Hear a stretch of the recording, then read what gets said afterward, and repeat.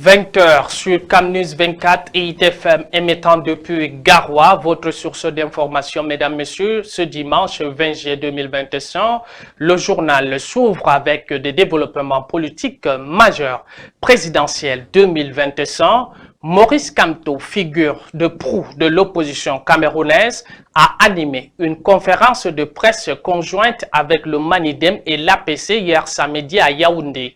Il a défendu la légalité de sa candidature à l'élection présidentielle prochaine, après avoir rejoint le Manidem, parti politique dirigé par Anissé Ekane.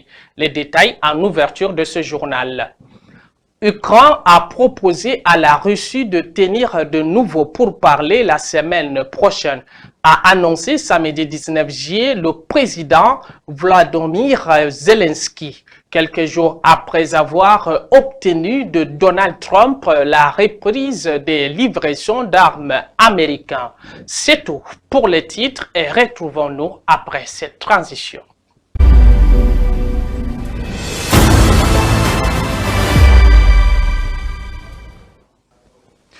Bonsoir et bienvenue sur Camnews 24 et ITFM 103 émettant depuis Garoua. En ouverture de ce journal, le professeur Maurice Kamto défend la légalité de sa candidature à l'élection présidentielle d'octobre prochain. Hier à Yaoundé, lors d'une conférence de presse conjointe avec le Manidem, le leader de l'opposition soutenu par Jean-Michel Leuntieu et Anissé Ekane a confirmé son départ du MRC depuis le 25 juin dernier pour rejoindre le parti Manidem. 2 jours plus tard, il dénonce des tentatives de manipulation visant à discréditer sa candidature. Les précisions dans ce reportage signé Marcel Ngapso et Rodrigue Ngassi. Et moi, je ne suis pas de ces élèves ou étudiants qui vont à un examen en prédisant leur propre échec. Pour leur première sortie officielle, sous la bannière de l'Alliance APC Manidem, le professeur Maurice Kamto, Jean-Michel Leuntieu et Anissé Ekane sont allés droit au but. D'abord sur la légalité de l'investiture du professeur Maurice Kamto par le Manidem et les sorties qualifiées de vicieuses de certains membres du gouvernement. J'ai adressé au mouvement pour la renaissance du Cameroun ma lettre de démission comme membre de ce parti le 25 juin 2025.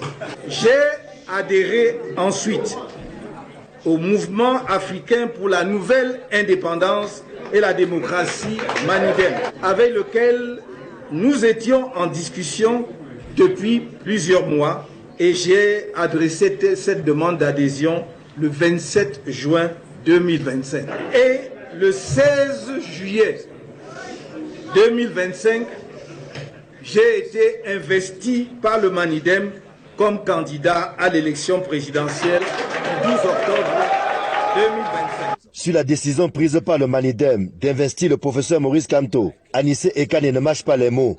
L'Union pour le changement 2025 relance donc le combat.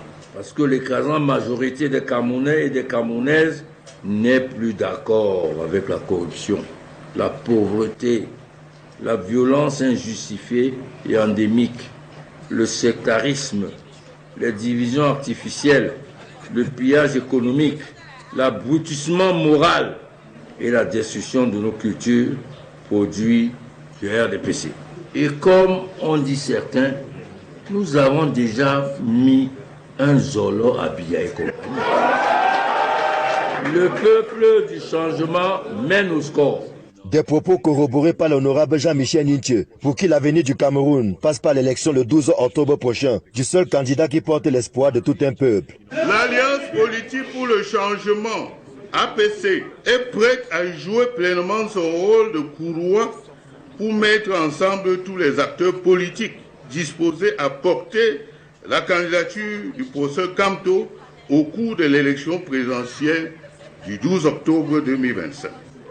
Aussi, j'invite ceux qui sont encore des indécis à nous rejoindre à l'APC afin qu'ensemble nous portions Maurice Kamto à étudier. Pour le professeur Maurice Kamto, le moment est venu pour les Camerounais dans leur entièreté, y compris ceux du RDPC qui croient à un nouveau Cameroun, de prendre leurs responsabilités en main pour s'offrir une bouffée d'oxygène après une quarantaine d'années de souffrance. Maintenant que j'ai été investi par un parti politique représenté selon la voie que nos contenteurs indiquaient comme étant la seule qu'ils pourraient accepter et qu'ils dénoncent aujourd'hui curieusement, avec la hargne du désespoir, j'invite les Camerounais, j'ose dire que je compte sur eux pour porter ma candidature et pour reconstruire le pays ensemble, dans l'ordre et la discipline. Un Cameroun nouveau. C'est sous les youyous et applaudissements d'une foule nombreuse de militants et sympathisants que le trio a quitté le siège du MRC au quartier Oja. Mesdames, Messieurs, restons toujours dans la course à la présidentielle de 2021 au Cameroun, mais cette fois-ci dans le littoral à Douala où les QG, quartiers généraux des différents partis politiques se préparent dans une ambiance contrastée, tandis que certains affûtent leur stratégie loin des projecteurs et d'autres privilégient la carte de la discrétion. Dans les coulisses, retrouvons Alain Ghislain Kanga. Fait encore discrète dans les rues. Mais à l'intérieur des QG, le compte à rebours est lancé. Dans un petit local du PCRN, loin des effervescences populaires, l'atmosphère est studieuse. Peu de monde, mais une machine bien huilée. Nous recevons ici au QG les rapports des différentes communes sur liées aux commissions mixtes. En l'occurrence, le nombre de bureaux de vote que nous avons, les derniers chiffres des inscrits que nous compilons au fur et à mesure. Nous recevons ici des rapports sur la couverture par notre parti des bureaux de vote, c'est très important. Et nous suivons l'actualité, surtout. Et aussi, nous apportons des réponses aux préoccupations de nos populations qui sont proches. Nous assurer que les préoccupations qui sont celles des électeurs sont prises en compte. Ici, pas de banderole géante ni de discours tapageurs. On travaille en sourdine. L'objectif, structurer, quadriller, préparer. À quelques encablures, le PUR s'affiche une posture d'écoute. Une équipe de permanence y tient le cap. C'est d'ailleurs la raison pour laquelle la permanence est toujours ouverte. Parce que nous recevons ici tous les jours des personnes qui voudraient en savoir plus sur le PUR, sur notre candidat, des personnes qui voudraient s'inscrire également et des personnes qui voudraient avoir des informations sur, à l'époque, sur les bureaux de vote. Dans ce quartier général, les citoyens curieux ou indécis viennent chercher des réponses et peut-être des raisons d'y croire. À Douala, les QG se suivent mais ne se ressemblent pas. Dans les coulisses du jeu politique, les stratégies se peaufinent à bas bruit en attendant que la vraie bataille commence sur le terrain. Nous vous l'avions annoncé en titre dans ce journal, l'Ukraine relance les pourparlers de paix vers un nouveau chapitre dans le conflit avec la Russie. Le président Vladimir Zelensky a annoncé que son pays propose de nouvelles négociations avec la Russie, une initiative qui intervient après un changement significatif dans le soutien international à l'Ukraine. Quels sont les enjeux de ces pourparlers et quelles pourraient être les implications pour la région? Les réponses avec Axel Simon et Morgan Abré. Alors que les forces russes intensifient leurs frappes de missiles et de drones sur l'Ukraine, comme ici à Odessa, le président ukrainien Volodymyr Zelensky continue d'œuvrer pour un cessez-le-feu. Samedi, son conseil de défense a réclamé l'ouverture de nouveaux pourparlers avec Vladimir Poutine. Le Conseil ukrainien de sécurité et de défense a indiqué avoir proposé à la partie russe une nouvelle réunion la semaine prochaine. Il faut accélérer les négociations. Nous devons tout mettre en œuvre pour parvenir à un cessez-le-feu. Et la partie russe doit cesser d'esquiver les décisions à prendre. Hormis des échanges de prisonniers à grande échelle, les deux précédents cycles de négociations à Istanbul n'ont permis aucune avancée concernant un cessez-le-feu. Le mois dernier, le Kremlin a formulé une série d'exigences jugées inacceptables par Kiev, notamment la cession de 4 régions en plus de la Crimée annexée en 2014 et le renoncement à toute aide militaire occidentale. Quelques jours après avoir obtenu de Donald Trump la reprise des livraisons d'armes américaines, Volodymyr Zelensky a indiqué que parmi les accords conclus figurait aussi un plan d'investissement américain dans la production ukrainienne de drones. Il s'agit d'accords sur la défense aérienne et d'un nouveau plan d'armement avec les États-Unis.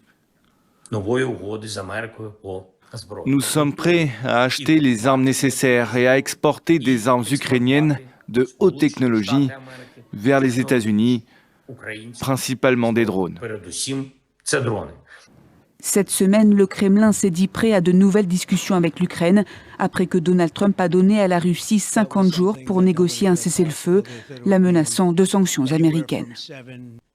Mesdames, Messieurs, rien à voir avec la politique ou des vives tensions. Cette fois-ci, parlons autonomisation des femmes. La Fédération des organisations pour le développement, en abrégé FOSET, prend forme. La cérémonie d'installation officielle a eu lieu à Garoua, chef-lieu de la région du Nord, marquant le début d'une nouvelle dynamique pour le développement de la région. Objectif, promouvoir les valeurs économiques des femmes du septentrion. Adamou Maïna était sur le lieu et voici son compte rendu.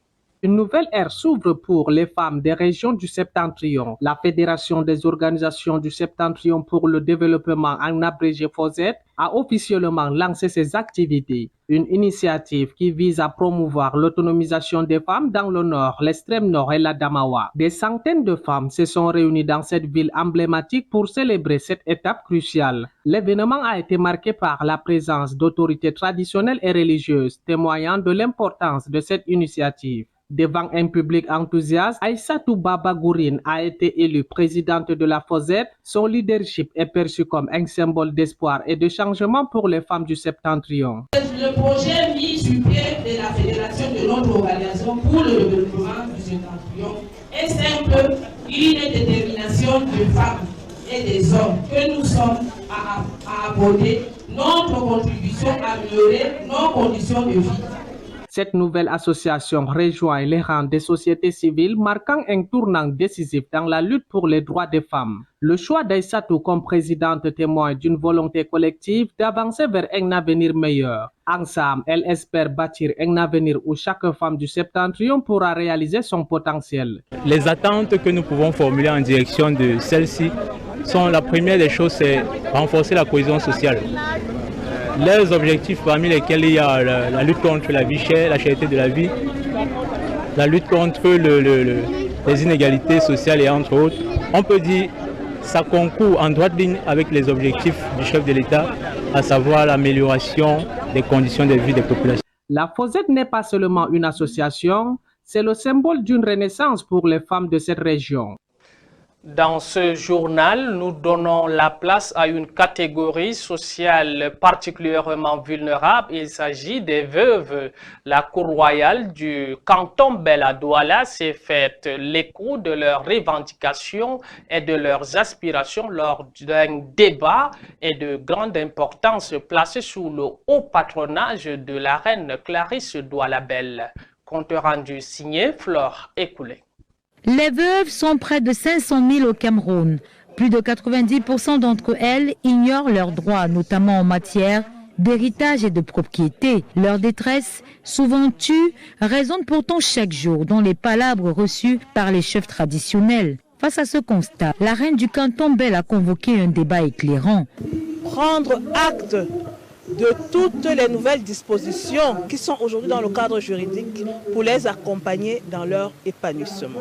Le panel, composé de Georgette Anaba, du ministère de la Promotion de la Femme et de la Famille, de la juriste Esther Galembonjo et de l'écrivaine Doracy Kemoulemba, a mis en lumière les politiques publiques en faveur des veuves tout en dénonçant les discriminations dont elles sont encore victimes. À travers cette initiative, la reine Clarisse Douala-Belle espère aussi faire évoluer les mentalités, notamment celles des femmes elles-mêmes, et porter un plaidoyer fort auprès du King Bell pour que les veuves et leurs enfants accèdent enfin à leurs droits. Une brasserie clandestine de vin de palme vient d'être démantelée à Yaoundé. Une quinzaine d'individus viennent d'être interpellés par des forces de l'ordre en flagrant délit de commercialisation du vin de palme à base de manioc au marché Mokolo. Une arrestation qui intervient après plusieurs plaintes des consommateurs. Plus de détails avec notre correspondant Kevin Diega. 1000 litres, c'est environ la production journalière en vin blanc de cette palmarès d'un autre genre. Depuis plus de 5 ans, dans le quartier Fama, ici au 7e arrondissement de Yaoundé, ce sont ces cueilleurs devenus chimistes qui fournissent les marchés de Yaoundé en vin blanc, communément appelé matango. Loin de la cueillette habituelle, il mélange eau, sucre, écorce, résidus de vin blanc, poudre de manioc et même quelques abeilles dans ses fûts bleus. Je n'ai pas dans les plus de plusieurs villages. Je cherche le vin et viens avec ça mon coup. Je viens avec ça en soirée, ça dort. Je vais avec ça le matin, même peu de sucre. Si ça calme, je ramène. Quand le vent rentre dans la brousse, quand c'est déjà dormi, peut-être 2 ou 1 jour, on mélange avec ce qui est neuf. On met 1 kilo de sucre pour que ça donne un peu un bon goût, pour que ça soit pas acide. Après des plaintes de plusieurs consommateurs de ce liquide qui avaient frôlé l'empoisonnement, le pot Oros est finalement découvert par les autorités samedi dernier. Sur le terrain, une dizaine d'arrestations, mais surtout un étonnement sur cette manière de faire. Les populations de la ville de Yaoundé se plaignaient de différents malaises dus à la consommation d'un vin blanc naturel, communément appelé matango. Après renseignement, nous sommes parvenus à démanteler une usine, comme vous l'avez bien constaté, de fabrication artisanale qui fabrique ce vin matango à l'aide d'une eau provenant d'un puits qui est à l'intérieur de la maison, de l'amidon, du sucre. Une chaîne bien huilée qui partait des collecteurs aux vendeurs en passant par les distributeurs, mais surtout les transformateurs qui a sévi plus de 5 ans dans la ville de Yaoundé, au grand mépris de la santé des consommateurs. Quand je la commande, je l'appelle, si elle peut me livrer. Si oui, je viens. Si elle me dit non, je ne dois pas venir. Donc j'étais surpris quand j'arrive. Je trouve sur quel état on vend le matango. Moi-même, j'étais surpris. Je ne suis jamais arrivée ici. Je paye seulement, je ne connais pas comment ça se passe. Mais en effet, moi, dans cette circonstance-ci, je n'apprécie pas. Nous avons rendu compte à notre hiérarchie qui nous a instruit d'interpeller les mises en cause pendant la livraison. Ce qui a été fait, nous nous sommes déportés au marché Mokolo où nous étions avec des clients qui ont l'habitude de venir récupérer la commande qu'ils passent journalièrement. Après les fabricants de Heineken, ceux qui font tout genre de whisky frélaté, voici venus les fabricants de matango, que des chimistes aux habitudes malsaines qui tombent entre les mains des forces de l'ordre, mais il est que le flou persistera toujours autour du nombre de victimes qui ont pu ingurgiter ce matango aux manioc et aux abeilles apprivoisées. Poursuivons ce journal avec les activités sportives de vacances. Gouna Challenge Football, le coup d'envoi est donné. Le championnat de vacances de football a été lancé ce samedi 19 juillet 2021 au stade municipal de Gouna, situé sur l'axe Garoua-Ngaoundéré, en présence des autorités et d'une foule immense composée des jeunes amoureux du ballon rond. Royal FC et Sahel Spring FC de Gouna ont ouvert le bal avec un match digne d'un classico. Et c'est parti pour 2 mois d'ambiance et de compétition qui s'annoncent au stade municipal de Gouna. Bakanana était sur le lieu et suivons son reportage. Nous sommes au stade municipal de Gouna, où le championnat baptisé Gouna Challenge Football a été officiellement lancé ce 19 juillet 2021. Un événement placé sous la houlette de son promoteur Kagombe Joël et qui promet 2 mois d'ambiance et de compétition au sein de la jeunesse de Gouna. La cérémonie de lancement a été marquée par l'exécution solennelle de l'hymne national en présence de Sa Majesté le Ardo Boubakari, représentant du Lamido de Gouna. Dans son mot de bienvenue, le promoteur Kagombe Joël a exprimé sa gratitude envers les autorités présentes et s'est réjoui de la présence d'une foule immense composée de jeunes amoureux du ballon rond. Le représentant du Lamido de Gouna, dans son allocution, a appelé les jeunes à faire preuve de fair play et à promouvoir les valeurs du vivre ensemble. C'est la jeunesse qui gagne, a-t-il souligné, en exhortant les participants à éviter les discours de haine et à rester soudés pendant cette période de festivité. J'ai pris la parole au nom de Sa Majesté le Lamido de Gouna, qui m'a confié de venir le représenter personnellement. Pour ne pas trop tarder, je voudrais d'abord m'adresser aux responsables de l'organisation, dont à savoir le promoteur et son staff. Nous savons très bien que vous encadrez les jeunes. C'est tellement très difficile. Donc, vous allez donc prendre de mal en patience. C'est mettre à tout le monde, à tous les acteurs sportifs de Gouna, que le football n'est pas un lieu de bagarre. Le football, c'est un lieu de distraction. Le coup d'envoi sera donné par Sa Majesté le Ardo Boubakari en lieu et place du Lamido de Gouna, opposant Royal FC face au Sahel Spring FC. Un duel rude et dit d'un classico qui s'est soldé sur un score de parité, un but partout. La détermination et la confiance étaient à son comble. Les entraîneurs sélectionneurs de Royal FC et Sahel Spring FC nous ont confié leurs impressions après le match au micro de Bakanana. C'est un grand défi qui nous attend, mais nous sommes prêts à donner le meilleur de nous-mêmes pour remporter le titre, ont-ils déclaré. Le coup d'envoi est donné et pour les 2 prochains mois, le stade municipal de Gouna promet une ambiance électrique et des rencontres passionnantes avec le promoteur Joël Kagombe. Direction à présent dans le sud de la 13e édition de la Supercoupe Ballon Koumou qui se déroule depuis le week-end dernier à Tetmont dans l'arrondissement de Meyon-Messala, région du sud. De belles affiches étaient au programme d'ouverture présidé par le sous-préfet Mbassi Mbassi. Reportage Vanessa Kassi. La Supercoupe Ballon Koumou a démarré à Tetmont dans l'arrondissement de Meyon-Messala, région du sud Cameroun, avec le match des vétérans de Nkouma Diap, qui se sont imposés 4-3 face à Komoyoto Tam. La cérémonie officielle, marquée par l'arrivée du sous-préfet de l'arrondissement de Meyon-Messala, précède la seconde affiche du jour. Union A de Tetmont l'emporte 3-1 face à Koum. La Supercoupe Bomon Koumou se veut plus structurée, inclusive et formatrice. Nous n'hésitons pas toujours à promouvoir le vivre ensemble au sein de nos communautés. L'organisation annonce plusieurs récompenses à cet effet. Le gagnant aura une cagnotte d'1 million de francs, c'est ça. Le perdant en finale aura 500 000 francs. Pour les femmes, la gagnante aura 500 000 francs, la perdante 250 000 francs. La compétition se poursuit jusqu'au 26 juillet prochain, date de la grande finale. Les faux amis sont comme les chaussettes orphelines. On les retrouve souvent dans le panier à linge sale de la vie et on se demande comment elles sont arrivées là. Faites confiance à ceux qui restent quand le panier est plein, pas à ceux qui disparaissent quand la machine à laver tourne. Ne vous laissez pas tromper par ceux qui ne sont pas amis avec la vérité. Mesdames, Messieurs, merci de votre fidélité sur Camnews 24 et ITFM 103 en direct de Garoua.